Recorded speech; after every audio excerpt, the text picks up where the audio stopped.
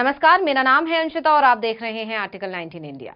विपक्ष को एकजुट करने की कोशिश में लगे नीतीश ने फरवरी में कांग्रेस आलाकमान के लिए संदेश भेजा था और अब खुद ही पहुंच गए। आपको याद होगा, नीतीश कुमार ने कहा था कि अगर सोनिया और राहुल चाहें तो बीजेपी 2 अंकों पर सिमट जाएगी। जगह थी पटना और लेफ्ट का कार्यक्रम था, मंच सजा था जिस पर तमाम विपक्षी दलों के नेता मौजूद थे। उसी मंच से नीतीश ने विपक्ष से एकजुट होने की अपील की थी। उस वक्त वहां कांग्रेस नेता सलमान खुर्शीद भी मौजूद थे। तब उन्होंने कहा था कि मैं आपका संदेश आलाकमान तक जरूर पहुंचाऊंगा। और उसके कुछ समय बाद ही यानी कि 12 अप्रैल को तो नीतीश खुद ही अपना संदेश लेकर राहुल गांधी से मिलने पहुंच गए। खास बात यह रही कि राहुल गांधी को नीतीश की सोच पसंद आई और उन्होंने इस कदम को ऐतिहासिक कदम कहा। जब से नीतीश ने एनडीए से नाता तोड़ा है, तभी से वो बीजेपी के खिलाफ माहौल बनाने में लगे हैं।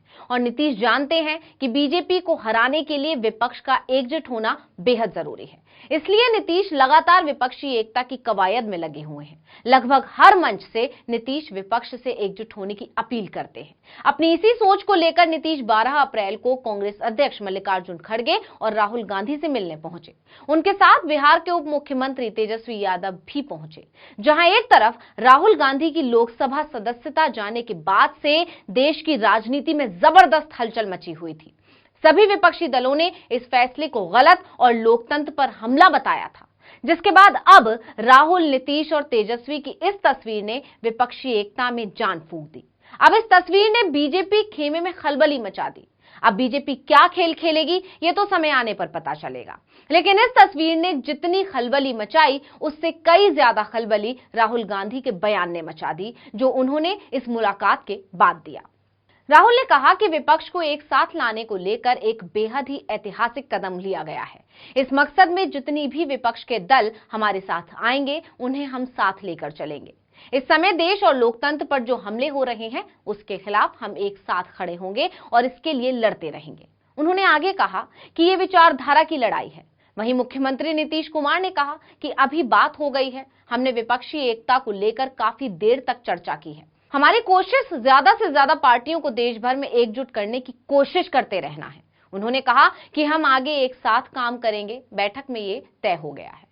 इसके साथ ही मल्लिकार्जुन खड़गे ने कहा कि आज हमने एक ऐतिहासिक बैठक की है। बैठक में हमने आपस में बहुत से मुद्दों पर चर्चा भी की।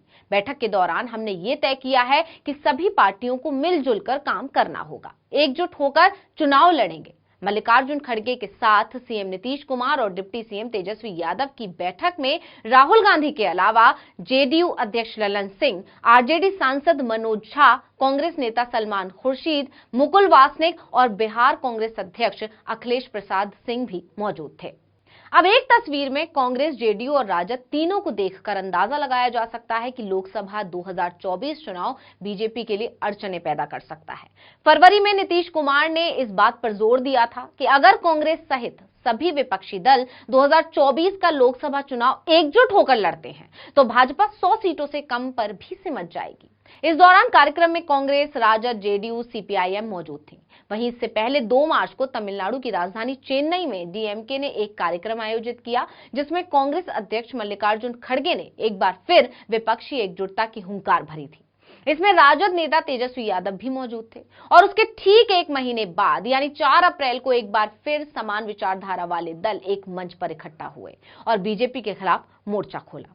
यानी देखा जाए तो अब लगभग हर महीने विपक्षी दलों के बीच मुलाकातें हो रही हैं, जो बीजेपी के लिए खतरे की घंटी है। और 2024 लोकसभा चुनाव केंद्र की मोदी सरकार और बीजेपी के लिए दिन पर दिन चुनौती बनता जा रहा है।